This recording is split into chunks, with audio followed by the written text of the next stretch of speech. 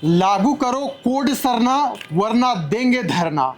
आग सुलग चुकी है, मसाल जल चुका है, अब हम चुपचाप नहीं बैठेंगे। यह जो कथन है वह भारत आदिवासी पार्टी के जो प्रदेश अध्यक्ष हैं प्रेम साही मुंडा उनका है। उन्होंने कहा, झारखंड में सरना धर्म कोड एक ज्वलंत मुद्दा बन चुका है। यह आदिवासी समाज के अस्तित्व और भावना से जुड़ा हुआ है। इनमें उनकी जो संस्कृति है, जो संरचना है, इसमें छिपी पड़ी है। इसे जल्द से जल्द लागू करनी चाहिए। साथ ही साथ उन्होंने हेमंत सरकार को भी कई मुद्दों पर कटघरे में खड़ा करने का काम किया है। हमारे सहयोगी निरंजन जी इस वक्त हमारे साथ मौजूद हैं। आग सुलग चुका है, मसाल जल चुकी है, जल्द से जल्द सरना धर्म कोड लागू होनी चाहिए, वरना हम लोग धरना देंगे। इस प्रकार का जो आयोजन है, इस प्रकार का जो बयान है प्रेम साही मुंडा ने दिया है। उन्होंने कहा है कि अब आदिवासियों पर जो अत्याचार हो रहा है, जो शोषण हो रहा है, हम उसे बर्दाश्त नहीं करेंगे। निरंजन जी क्या कहें? बिल्कुल, भारत आदिवासी पार्टी का झारखंड प्रदेश के जो अध्यक्ष हैं जी, उनका स्टैंड बिल्कुल क्लियर है। और उन्होंने टेलीफोनिक जो कुछ भी उन्होंने कहा और जिस तरह से आक्रोश उनके अंदर था आदिवासियों को लेकर के, आदिवासियों के मुद्दों को लेकर के, खास करके सरना धर्म कोड को लेकर के जी, कि सरना धर्म कोड नहीं मिलने से हम लोगों की जो समस्याएं हो रही है, आज भारत के सेंसेक्स में हम कहीं पर दिखाई नहीं देते हैं जी, हमारी गिनती नहीं हो रही है, हमारा जनगणना नहीं हो रहा है। जबकि कहा जाता है कि विश्व के भूखंड पर पहला जो व्यक्ति है जिसे हम आदिवासी कहते हैं जी, लेकिन दुर्भाग्य देखिए कि इस आजाद भारत में देश के 12 करोड़ आबादी की जनगणना नहीं हो रही है। आखिर इस दुर्भाग्यपूर्ण व्यवस्था को आदिवासी समुदाय कब तक झेलेगा? आखिर क्यों हम बर्दाश्त करें? हम अपने हक अधिकार की मांग क्यों नहीं करें जी। और भारत सरकार से लेकर के राज्य सरकार की दोहरी नीति पर भी उन्होंने सवाल खड़ा किया है जी। सीधे तौर पर सबसे पहले तो उन्होंने केंद्र में शासित भारतीय जनता पार्टी के ऊपर उन्होंने हमला बोला और उन्होंने स्पष्ट तौर पर बताया कि देश के प्रधानमंत्री झारखंड आते हैं, झारखंड में बड़ी बड़ी बातें करते हैं, वो वंदे भारत ट्रेन की सौगात देने का काम करते हैं। उन्होंने उस पर भी सवाल खड़ा किया कि वंदे भारत ट्रेन में क्या झारखंड के आखिरी पंक्ति का वह गरीब व्यक्ति कभी जीवन में चढ़ पाएगा क्या? जिस तरह से उसका किराया है, जिस तरह से उसका फेयर है, देश के प्रधानमंत्री को वो बताना चाहिए। वो यहाँ पर आए वोट बैंक की राजनीति की आदिवासियों के नाम पर और उन्होंने कहा कि आदिवासियों का सपना भाजपा का सपना है।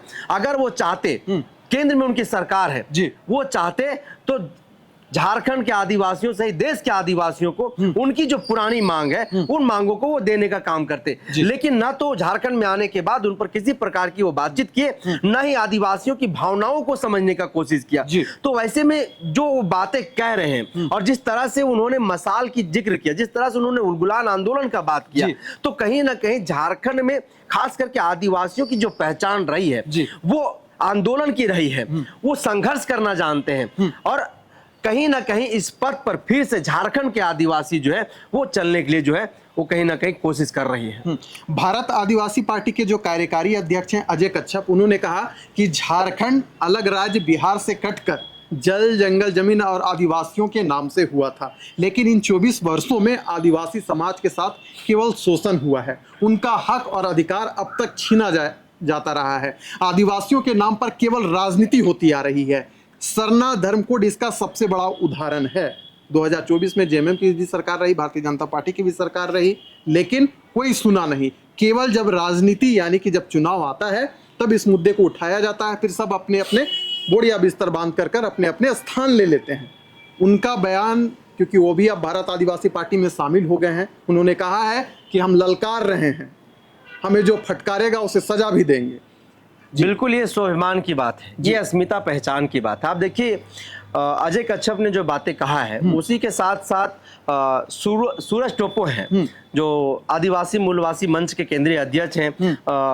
झारखंड की कला संस्कृति से उनका जुड़ाव जो है वो काफी मजबूत है।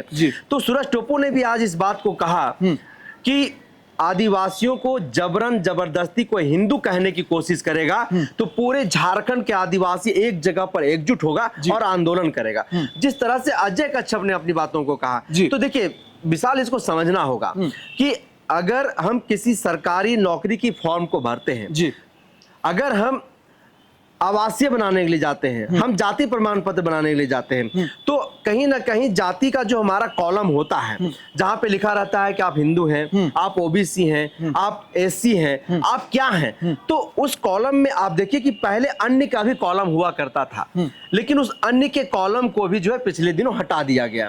ना तो हमारे लिए एक अलग से कॉलम बनाया गया है जी। अब जहां पर हम अन्य का ऑप्शन में टिक लगाते थे, उस अन्य को भी जो है हटा दिया गया है। तो कहीं ना कहीं जो दूसरा एक सबसे बड़ा इसमें मुद्दा जो है आदिवासी समुदाय के द्वारा जो निकल करके आ रहा है कि हमें जबरदस्ती आदिवासी से हिंदू बनाने की कोशिश की जा रही है। हमें हिंदू बनाने की जो है कहीं ना कहीं खुले तौर पर षड्यंत्र रचा जा रहा है। हमें थोपने, हम पर हिंदुत्व थोपने की कोशिश की जा रही है। तो ना तो हम हिंदू थे, ना हम हिंदू हैं, और ना ही हम हिंदू रहेंगे। और निरंजन जी, आपने अजय कच्छप का जिक्र किया, क्योंकि उनसे जब बातचीत हो रही थी तो उन्होंने तमाम मुद्दों पर हमसे बातचीत की।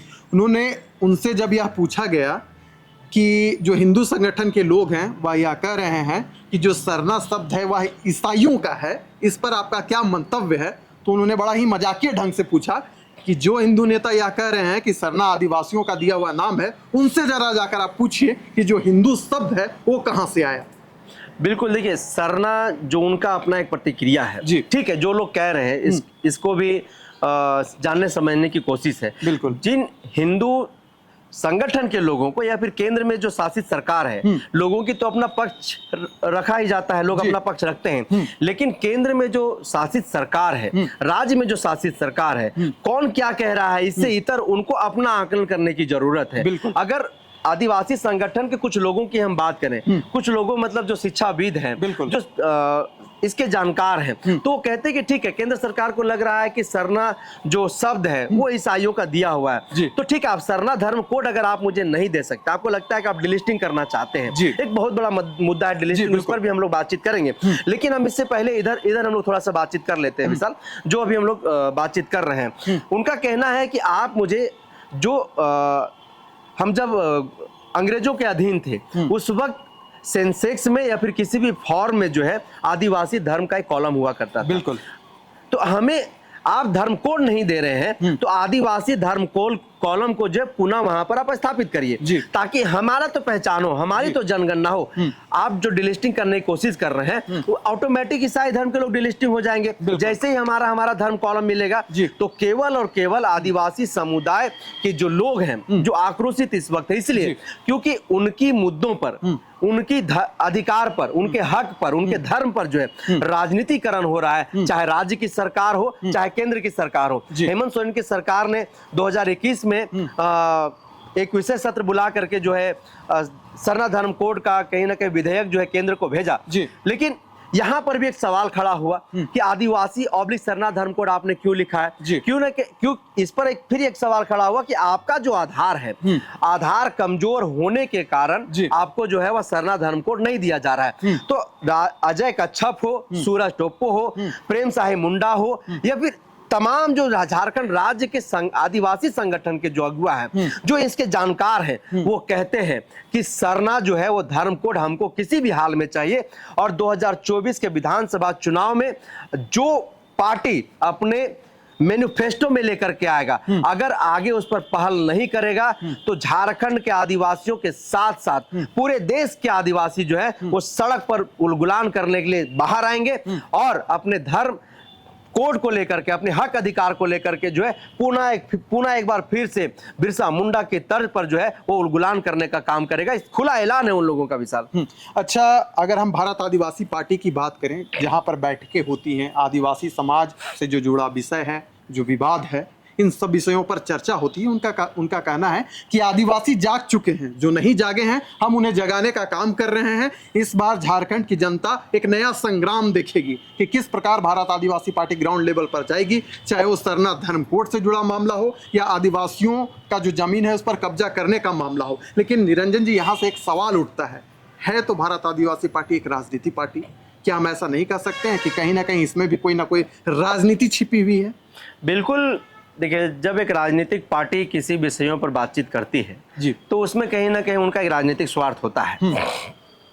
आपने देखा होगा कि पूर्व में झामुमो जो है वो झारखंड के आदिवासियों के मुद्दों पर, झारखंडियत के मुद्दों पर, नौजवानों के मुद्दों पर जो सत्ता की कुर्सी तक पहुंची, लेकिन 5 वर्ष के कार्यकाल में ये भी नकारा नहीं जा सकता कि उन्होंने कुछ काम नहीं किया है। उन्होंने कुछ तो काम किया है, बिल्कुल। लेकिन 100% जो उन्होंने अपने मैनिफेस्टो में कहा था, कहीं ना कहीं उस पर वो विफल दिखाई दिए हैं।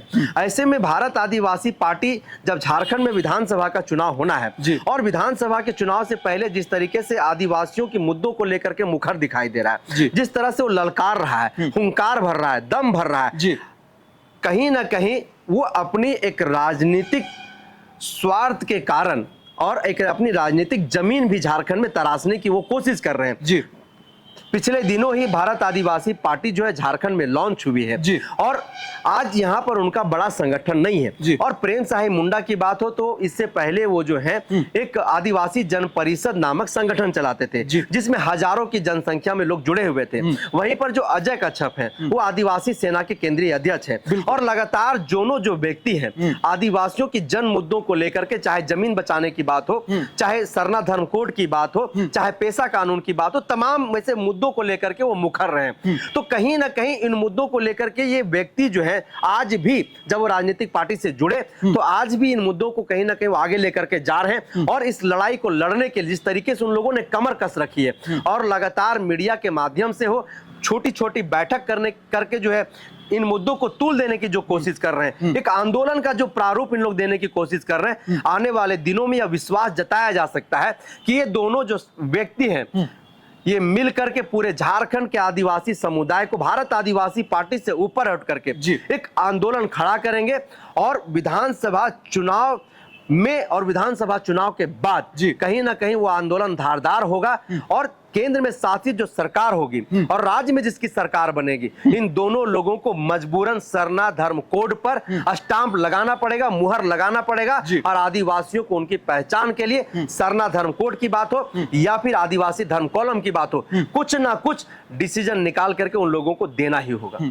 चलिए, तो सरना धर्म कोड पर बहस छिड़ चुका है, चुनावी रणनीति बन चुकी है, भारत आदिवासी पार्टी इस पर काम कर रहा है, तो वहीं जो दूसरे दल के लोग हैं विधानसभा चुनाव को देखते हुए इस पर अपनी रणनीति तैयार कर रहे हैं। अब ये देखने वाली बात है कि इस बार विधानसभा का चुनाव का परिणाम किस ओर जाता है और क्या कुछ नया रंग लेकर आता है। इस चर्चा को करते हैं यहीं समाप्त। जय जोहार।